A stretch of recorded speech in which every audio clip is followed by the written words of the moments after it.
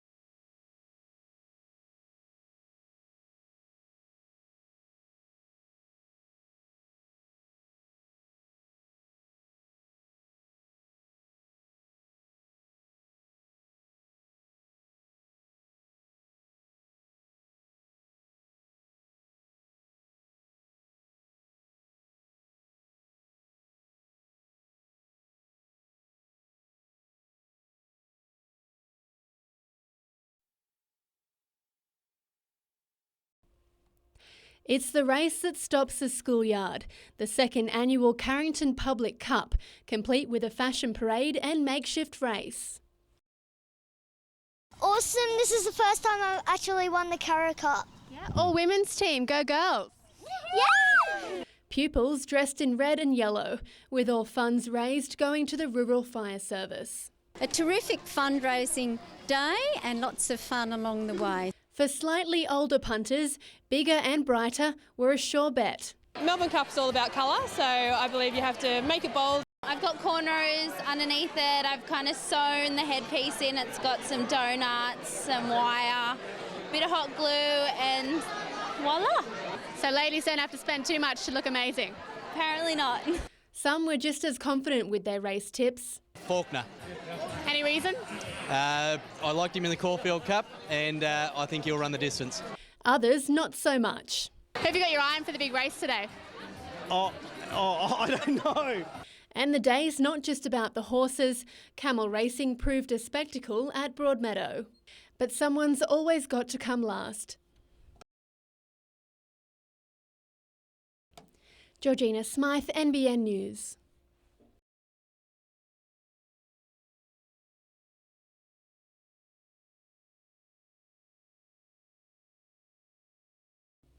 Buyers wanted for the world's biggest export port. The price tag?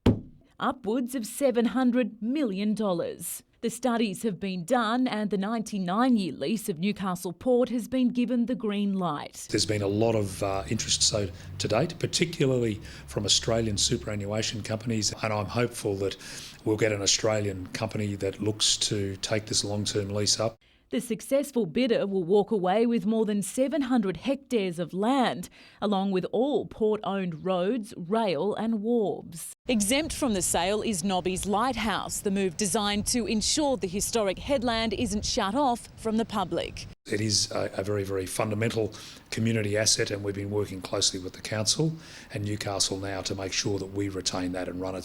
It's the flow-on cash from this sale that has created the most interest. The big ticket item, of course, light rail for Newcastle. Already $340 million of the proceeds have been promised.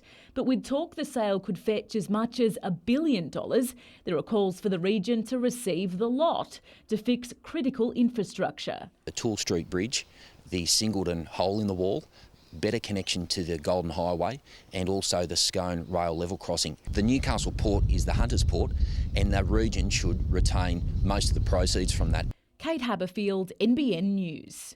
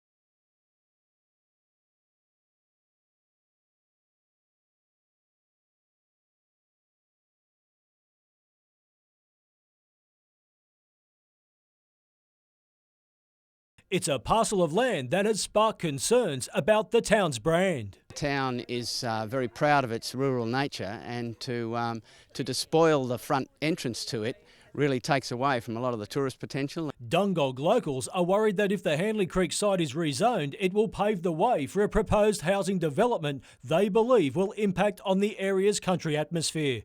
The rezoning was dealt with by council at its last meeting, but a rescission motion will see the matter raised once again. We really do want to develop and make Dungog thrive, but you need to follow good planning principles, not simply follow what the developers want. Dungog Mayor Harold Johnson, who's in favour of the development, today issued a statement saying, "I'm a supporter of democracy, and in a democratic society, democracy rules. It's as simple as that." Jock McKay owns an adjoining horse stud and believes combining residential and rural will be a disaster. Given that we've got over 100 horses and many young foals, and the possibility of conflict between those two places is pretty extreme. The added heartache for Jock is the fact his family once owned the land in question. It's very disappointing, I think, looking back in hindsight. Had we known this was probably on the cards now, then, things might have been a lot different. Michael Kane, NBN News.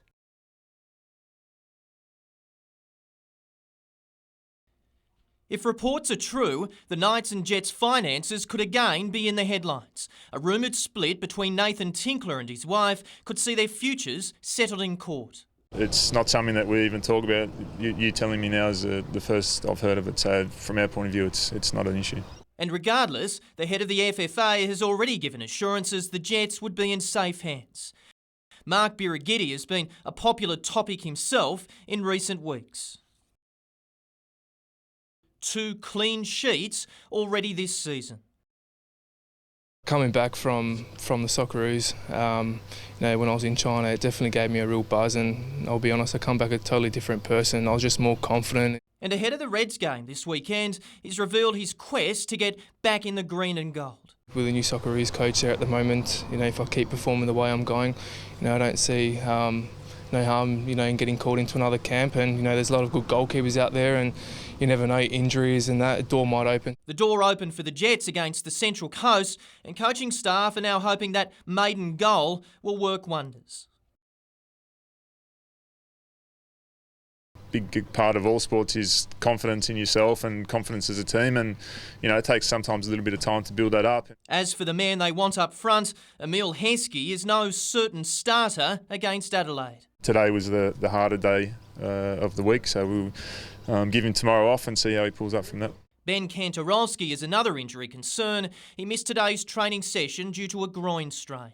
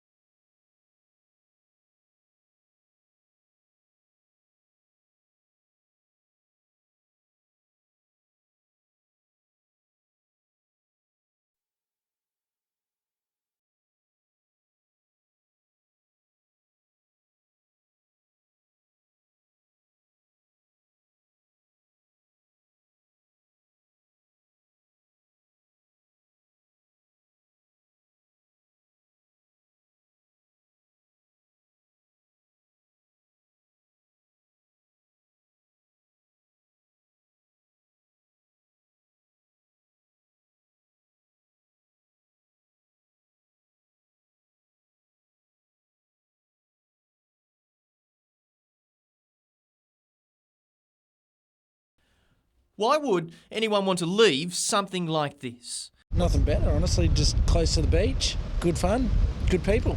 The lifestyle here, I wouldn't trade it for anything else. But Melbourne-based demographer Bernard Salt says chances are if you're highly skilled, aged 18 to 28, you'll kiss the city goodbye.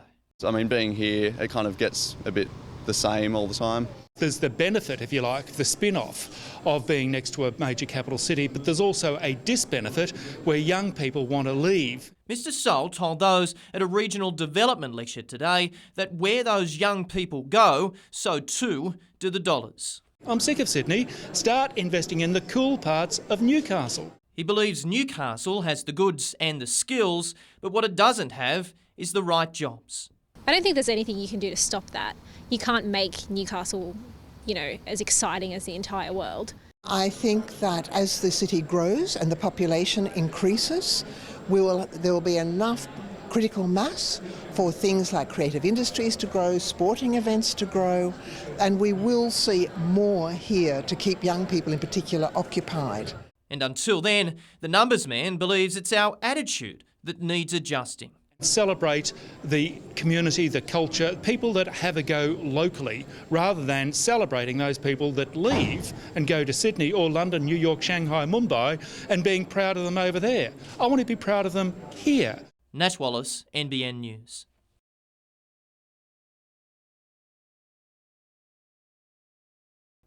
It was a packed house as more than 100 people and their families formally became Australians. When we sang the national anthem with 113 people who have just become new citizens, it really made my heart beat.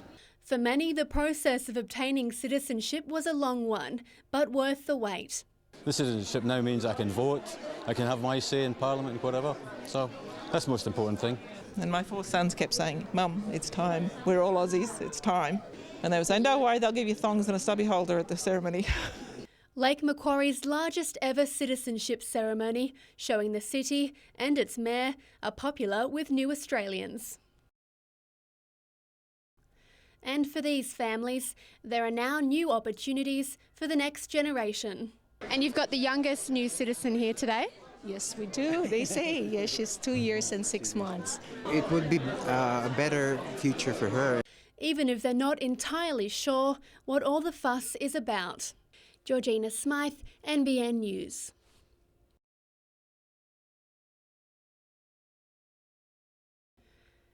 It's the program getting students out of the classroom and into the driving seat. The course was designed as a taster for the underground mining industry and the supplementary skills that go with it. All the things that go to make a mine work, I suppose.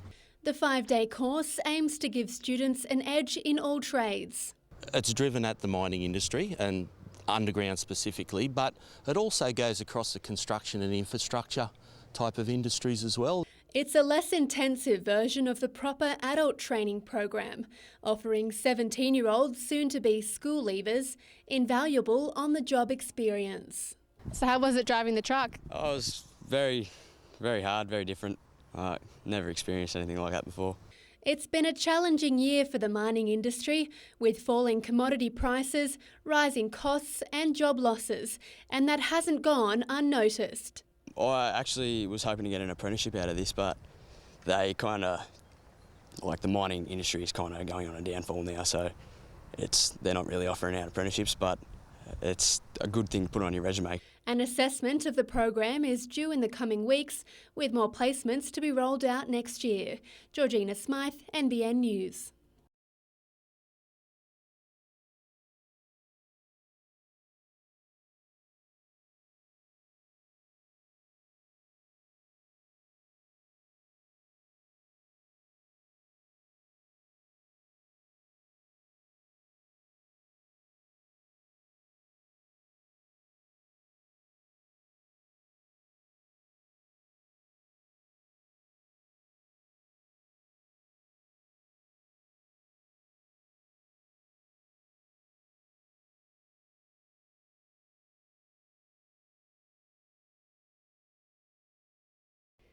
For these smiling young faces, a game of football is more than just a bit of fun.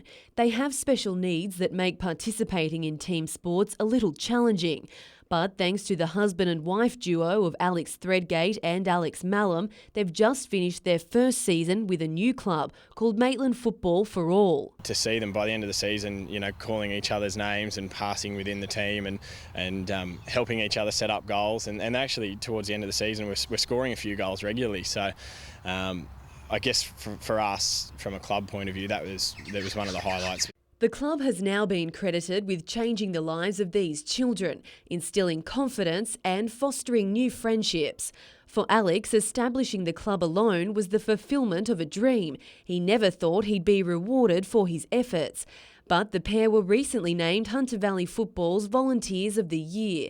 Now they're finalists in the Football Federation Australia Awards. You look at the guy that won it last year has been coaching at club level for 53 consecutive years, and it sort of puts into perspective that we are onto something really good here. But the journey is just beginning for the club. It's looking at recruiting another team for next year with future plans to expand to Newcastle. We've had our presentation day a couple of weeks ago, and all the kids told us that they were definitely coming back, and that they were bringing friends along, and really positive feedback from everyone, so really happy with it. Emma Murphy, NBN News. The W League Jets are back with a mission. Step up to that mark and test yourself against the best, and can you be as good as the best? The young side will look to assert itself in its opening match with Perth this weekend and erase some bad memories. Last year when they came to Newcastle, they really shook us. They were fit, organised, they were aggressive. Colleen McCulloch plays as a 6 in that team, and he's got a great passing range, very good player. Tara Andrews is expected to play more of a midfield role in an attempt to steal possession from the Glory, which also has Canadian international Christina Julian at its disposal. Tara's really developing as a footballer, and basically she's got football knowledge, she's got good feet, she's got a great passing range, and we're looking for players like that to step up. One player that will look to get back in the minds of national selectors is Stacey Day. The tall central defender has fallen out of favour with the Matildas in recent times. It's hoped this season will see her back to her best. She certainly has the attributes to be in that category of player. She's got a fantastic passing range over distances, and something that's very hard to find in the women's game. The match kicks off 3 p.m. Saturday at Wanderers Oval. Michael Kane, NBN News.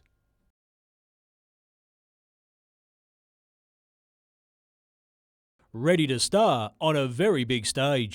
Belinda Prince will take on some of the world's best in 2 disciplines, the breaststroke and butterfly, but just wearing the green and gold is more than enough. It's my hometown of Newcastle, and that's my dream. I've always wanted to be represented Australia, so this is a dream come true. A veteran of the New South Wales squad, she's aiming high. I want to get a gold medal, be nice, but other than that I just want to do PBs. Tila Bulmer is in red-hot form after producing the goods at the recent Brisbane Invitational Games, and she's no stranger to the Special Olympics. I've been with Special Olympics for 10 years. I'm just so excited and proud of myself. But she's keeping her cards close to her chest. Can we see some medals from you? Yes, possibly. Rhiannon Holstein is the reigning national freestyle champion in the 100, 200 and 400 metres, but keeping composed is his biggest worry. I'm already nervous now. It's going to be a lot more nervous when the games start. Performing in front of his family and friends, an honour. My mum and dad will show up, my brother-in-law and my sister would show up. Let's just hope they do, but it's going to be entertaining and a dream come true. Michael Kane, NBN News.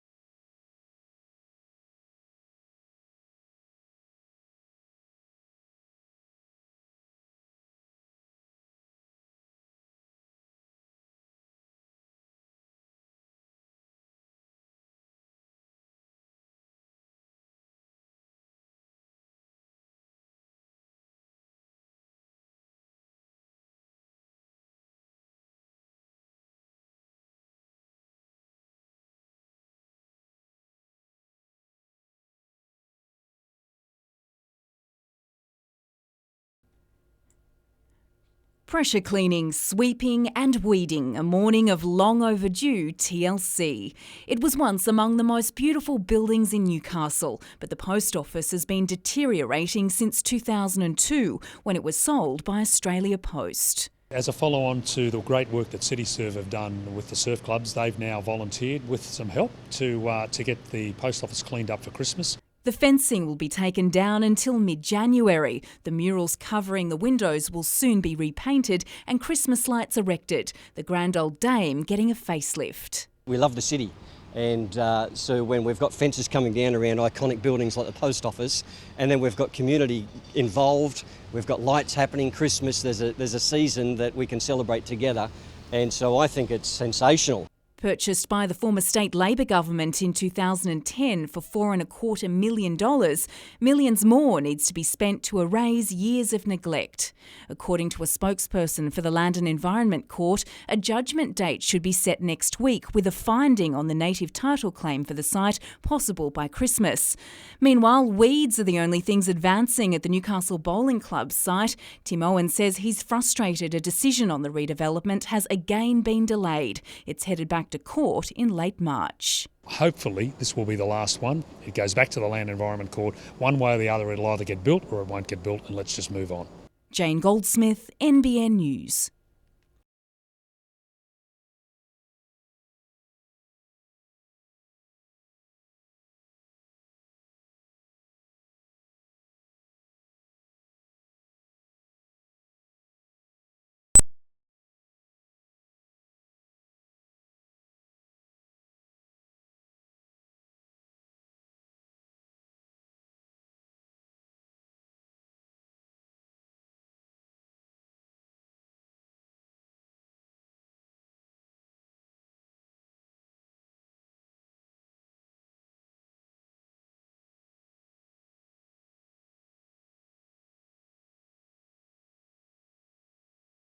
The saying one man's trash is another man's treasure is certainly true with this shop in Port Stephens. The Salamander Bay Recycling Centre has become a haven for bargain hunters. Definitely to support the locals around here, and it's always a cheap bargain. Just the fact that they are environmental and they recycle. They recycle things, and I think it's the way to go. The centre's money goes directly back to the community that supports it. This calendar year will be investing over $25,000 back into the Port Stephens Peninsula community. Business is booming for the non-profit organisation, and today those affected by the recent bushfires benefited from its success. Guaranteed it'll go to a worthy cause for the people that's done it very hard and suffered a great deal of angst and it just affected their lives immensely. It's all thanks to the muscle of volunteers who help collect everything from household items to scrap metal. Their own generosity has been rewarded. A $27,000 grant from the state government has helped them purchase this truck, while the Keep Australia Beautiful organisation has allowed them to increase their recycling output. Diana Bushby, NBN News.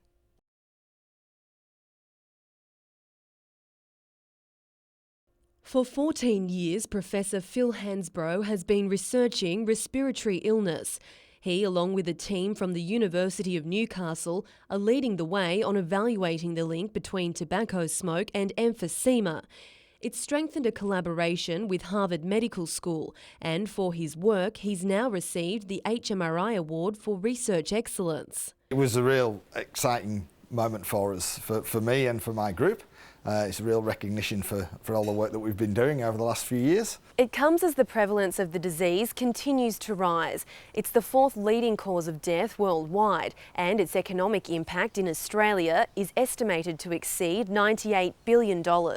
Associate Professor Vanessa McDonald was also recognised last night, named the Pulse Early Career Researcher of the Year. She leads a new asthma and respiratory disease research group. We look at models of care that can be translated to patients to help improve their quality of life.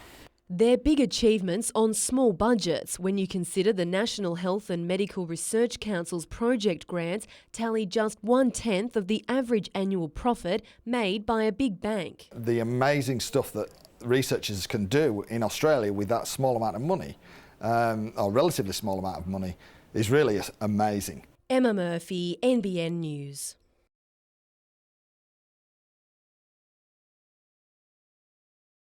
They're the questions on everyone's lips. Will Emile Heskey definitely play? And will he start? The players do know, but you don't know. And Adelaide don't know.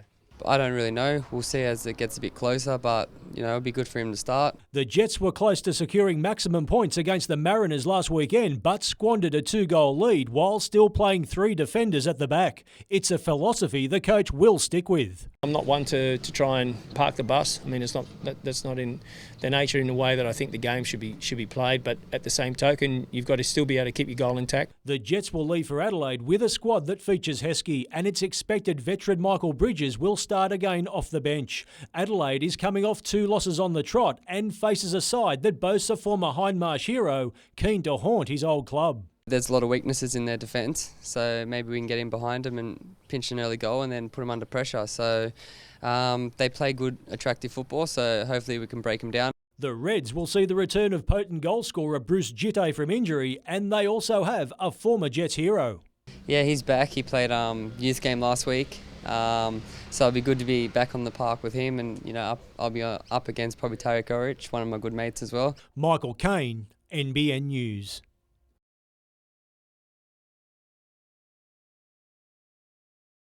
Mac Beauty is Newcastle's Horse of the Year, and he's on track for a start in the Miracle Mile. He's probably one of the better milers in Australia, so if he can find the front and get his own way, he's pretty hard to run down. But to make the field for the biggest race of the year, Mac will need to win Saturday night's Group 2 Newcastle Mile. Been a aim for us for this horse for a while now. We were just sort of hoping we can get a few runs under his belt and then give him a good crack at the local race. Despite finishing out of the placings last weekend, his trainer feels it's been the best preparation. He's certainly picking some hard races to step into, but it's only going to make him fitter and stronger, and he's come through that run really good. And the driving force behind the 5-year-old gelding's success is one of the best drivers in the country. Yeah, well, he's a really good horse. It's his hometown, and he's drawn to lead, so I think he's got a really good hope, yeah. With 50 wins under her belt this season, Lauren Panella is showing the blokes how it's done. Really hard to earn respect. I think it just come race by race with me, winning and getting out there and driving really aggressively. It's a really good thing that females can do what males can do, and it's a very male-dominated sport, so it's good when females get one home. Since she's been driving the horses, we haven't looked back, and we're very excited to hopefully have the best driver and the best horse, so that's usually a key. Michael Kane, NBN News.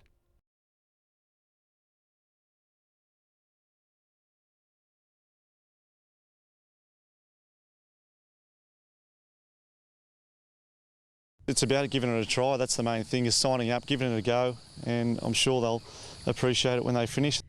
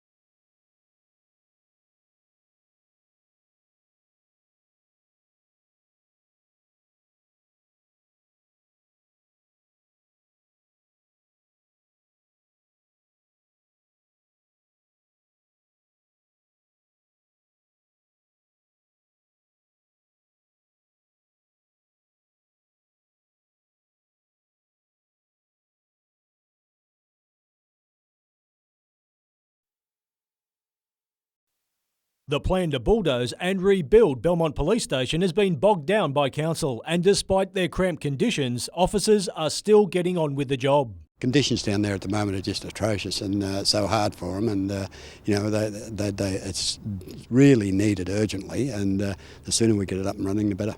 A development application for the project was lodged in January this year, but it's been held up after Lake Macquarie Council expressed concerns over access to the building. That's something that was only brought up to the Minister's attention today. I want this building work started, and I've indicated to those around me I want to see some answers in terms of stricter timelines, and I want this project underway. Disappointing that you've only just found out about this? Yeah, look, it is. Federal member for Shortland, Jill Hall, believes the state knew all along, and it's all about vote scoring. They're holding it all back, they're being very political about it, and they want to go to the next election with this work taking place. It's not good enough. No, it's been completely at arm's length from government. And in Swansea, it's not the structure that's the burning issue, it's the lack of police presence within it. And it seems to me that the state government's more preoccupied with graffiti than it is about providing policing services in the area. Michael Kane, NBN News.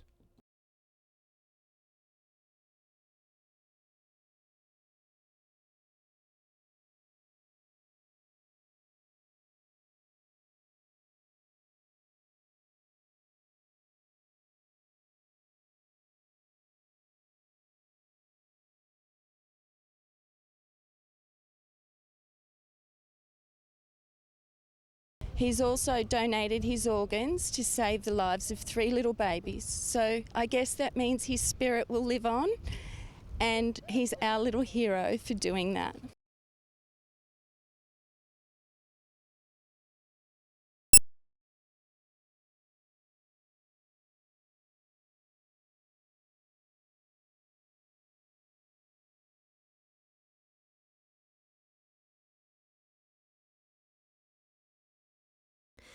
They're the plans that are set to change the face of Newcastle's CBD. Almost a year ago, the state government announced its long-term plan to cut the heavy rail line in favour of light rail and transform the city centre into a commercial hub. And it's now been recognised as one of the best designs in the country by the Planning Institute of Australia. And I'm very proud for Newcastle and very happy for the city that we are going to have one of the best urban designs in Australia implemented in our city. The Urban Renewal Strategy received the accolade in the Best Planning Ideas Large Project category, based not only on the design but for the amount of community consultation. But while it may be award-winning, the wait is still on for any sign of it coming to life. What we're really calling on the government to do now is get on with it.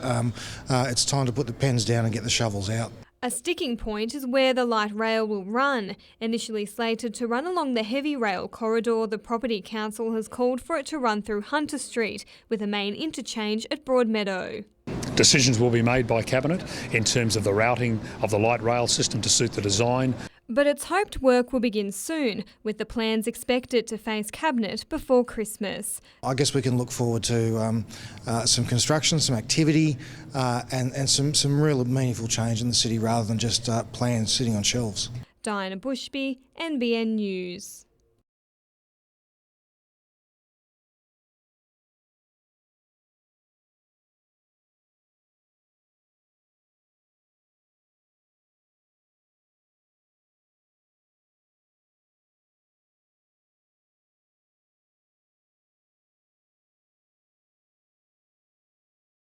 The idea being that we're going to teach a generation not to swim, not to boat, not to rockfish whilst drinking.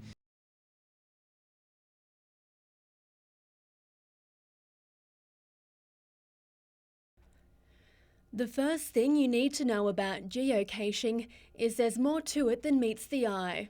They're very difficult to spot, but on closer examination, inside everyday objects, modern-day treasure.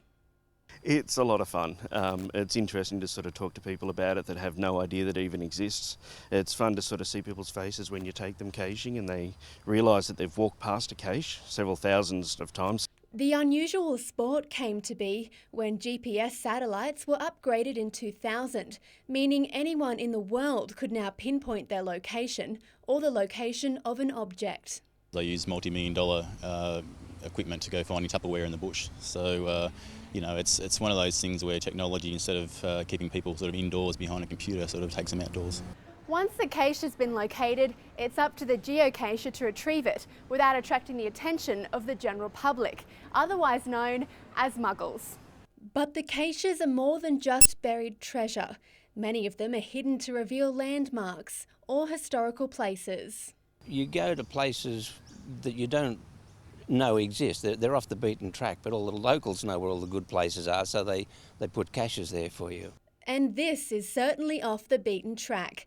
A cache has just accompanied the journey of the Olympic torch into space. He's taking a small travel bug with him, and that will be teaching kids all around the world about geocaching and the planets and everything else along with it. Georgina Smythe, NBN News.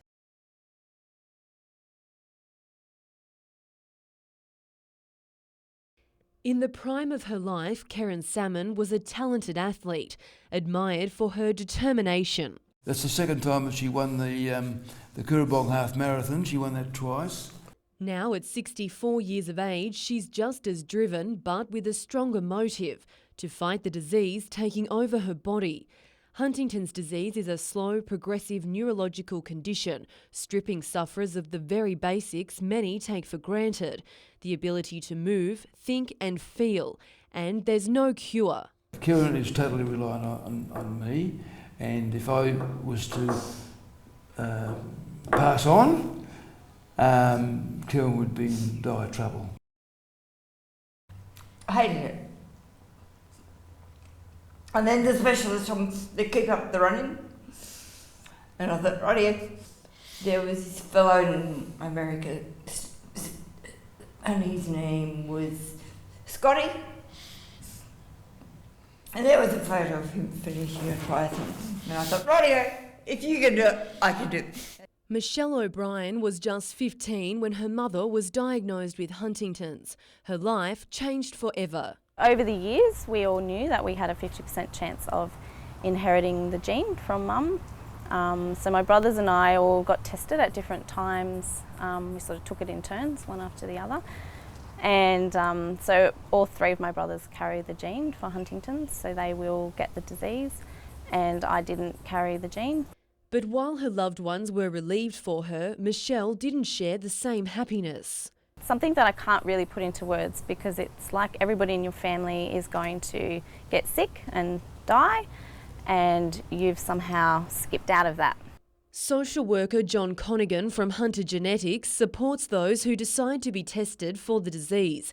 This Sunday, an information day on testing and treatment options will be held in Lake Macquarie.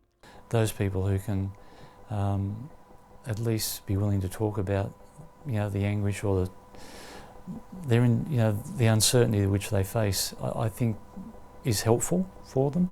What most wish for is a cure. Currently, researchers are working to slow the progression of the disease with the hope of stopping symptoms. We're still quite a few years away from that, but people are hopeful. Emma Murphy, NBN News.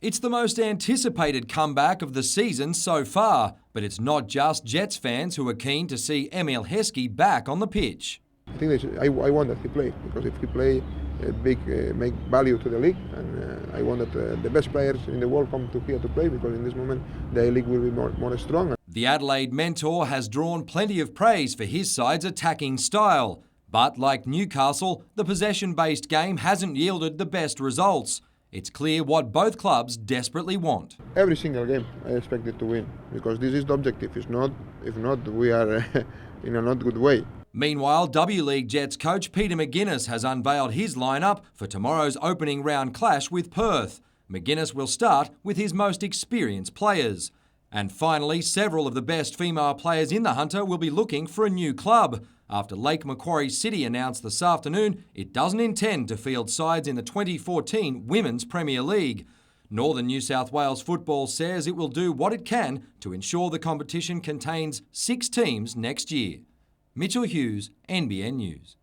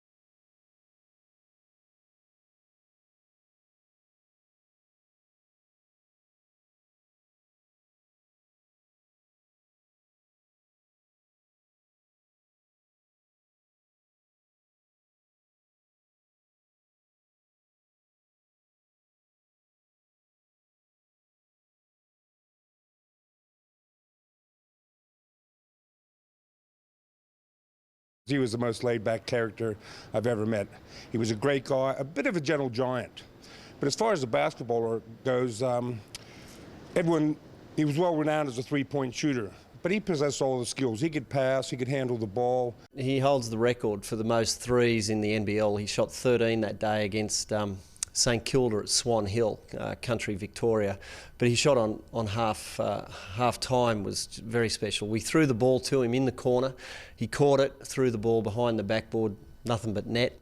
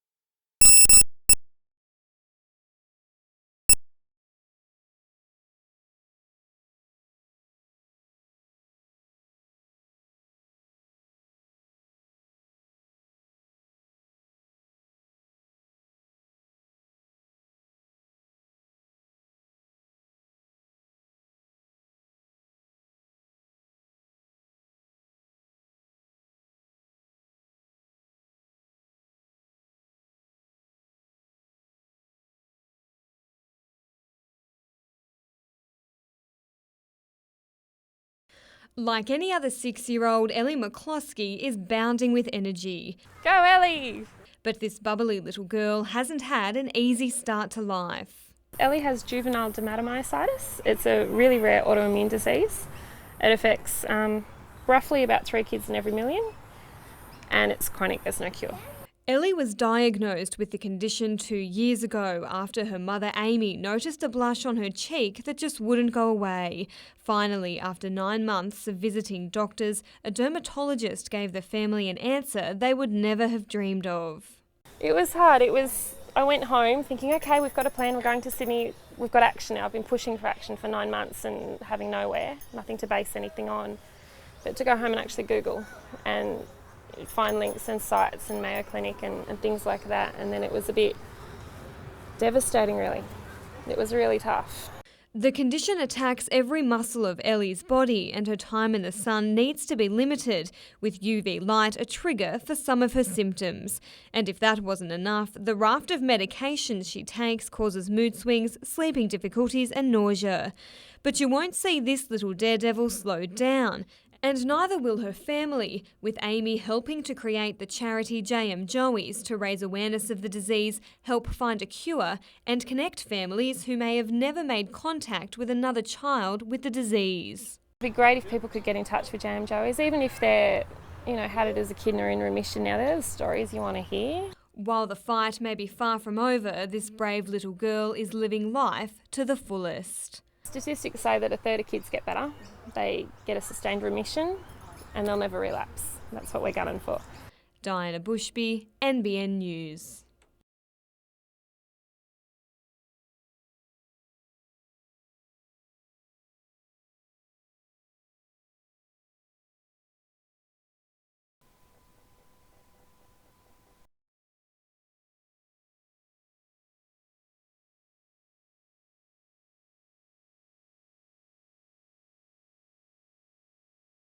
There are 150 families here today. We're going to ask them at the hottest time of the day to depart the pool for what? For a little bit of cost, for the cost of one pool supervisor for 2 hours.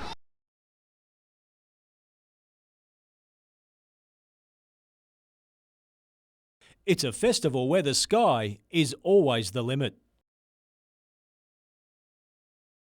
The best of the best showing all their aerial skills, thrilling the crowd. We've had here today the creme de la creme of aerobatic pilots, the two top men in Australia. And I don't know whether there's something in the water, but they both come from the Hunter Valley. A jam-packed schedule with more than 30 different types of aircrafts showing off as only they can. And if it wasn't Paul Bennett and Matt Hall wowing them in the sky, it was enthusiasts on the ground showing off their pride and joys. This is the Super Patrol. It's built in Brazil. There's about 8 or 9 of these in Australia now. They've been here for about 3 or 4 years. And I've now got 400 hours flying on this little beastie. For others, it's a hobby following the aircraft circuit that takes them all over the nation. Yeah, I've been to the Temora Air Show last weekend and I'm attending quite a few air shows. Yeah, I've been to various places and I take a lot of pictures, as you can see, with the camera. But it was the old girl everybody had come to see, the Catalina, the star of the show on its annual fly past. Means really as much to Australia as what the Spitfire meant to England in the Battle of Britain. They mined the Japanese harbours of the night, painted black. Michael Kane, NBN News.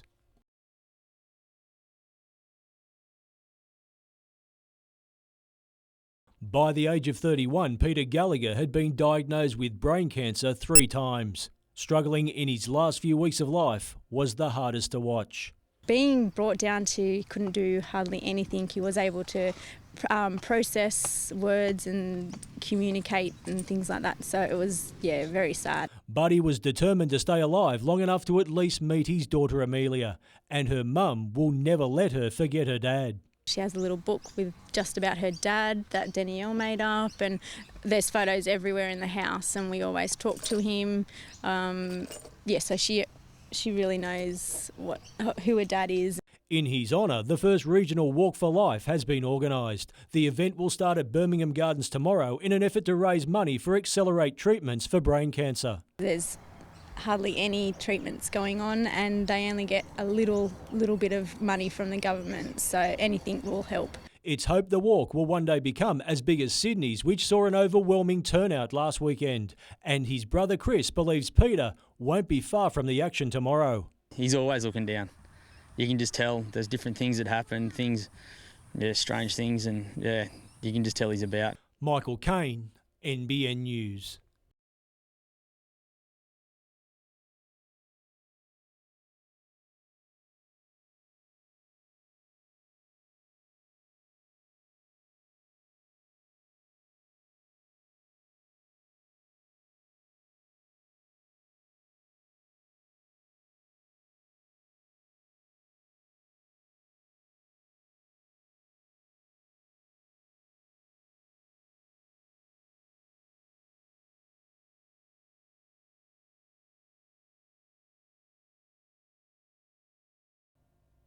The new W League season was just 13 seconds old when former Newcastle striker Katie Gill marked her return to the Hunter with the opening goal. The young Jets didn't throw in the towel. Grace McIntyre, Tara Andrews and Hannah Beard combined to draw Newcastle level. 1-1 soon became 2-1. Christina Julien's cross was only partially cleared by Hannah Brewer before Perth skipper Colette McCullum unleashed a bullet. Eliza Campbell could do little to stop that, but she still saved plenty. At the other end, her opposite number, Chantel Jones, earned a yellow for this effort. The Jets earned a penalty. Andrews stepped in to tie things up for a second time. Gill almost put the Glory back in front less than a minute later. Locked at 2-2, the first half ended on a sour note for Newcastle. McIntyre stretched it off. The Jets started the second half with a bang and were unlucky not to edge in front. But it was the Glory who finished on top. Julien gave Perth the advantage. Substitute Rosie Sutton made it 4-2 a few minutes later before Mariana Tabane added the finishing touches to a dominant second half.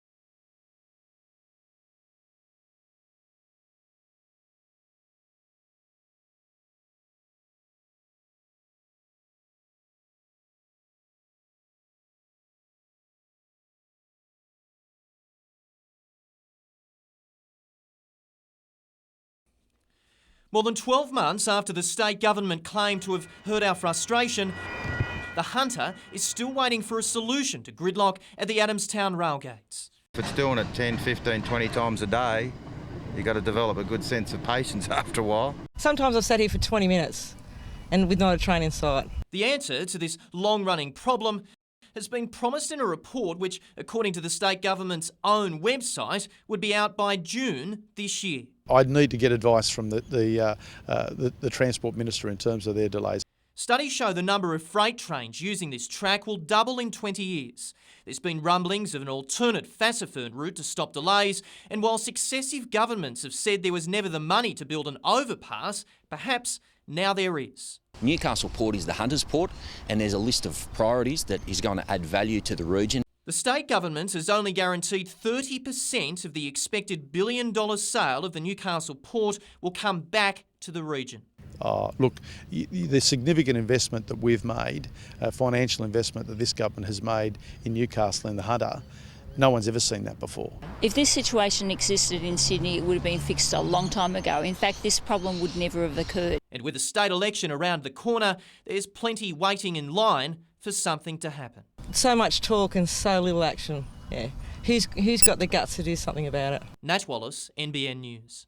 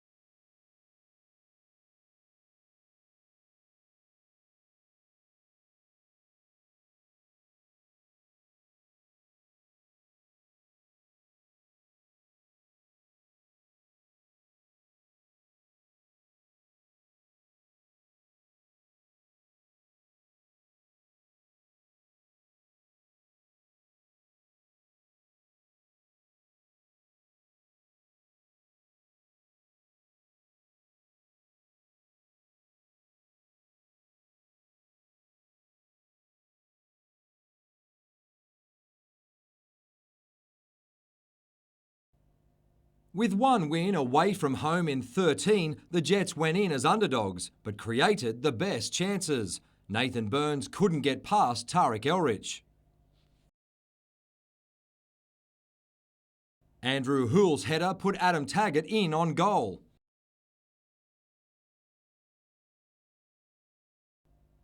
Hoole was keen to stand his ground and prove he belongs. In the end, it was a Dutch defender who put Newcastle in front.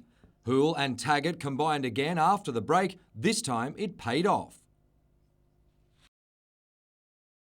In more positive news for the Jets, Emile Heskey made an impressive cameo, while keeper Mark Birighitti continues to shine. Newcastle-bred Nigel Bogard saw red for this challenge on Heskey, but Gary Van Egmont's biggest headache will be deciding whether the striker starts against Brisbane.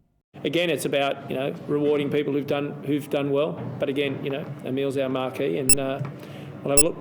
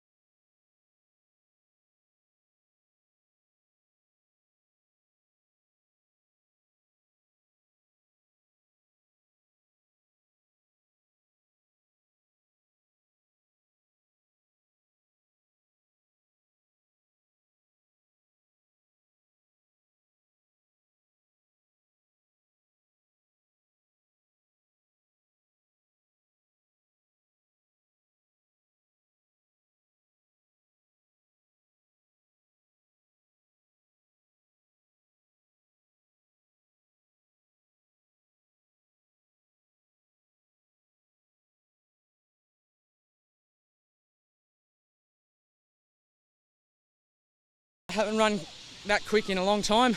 I won this gift 2 years ago in a 12.28 or 12.34 or something like that, so absolutely stoked.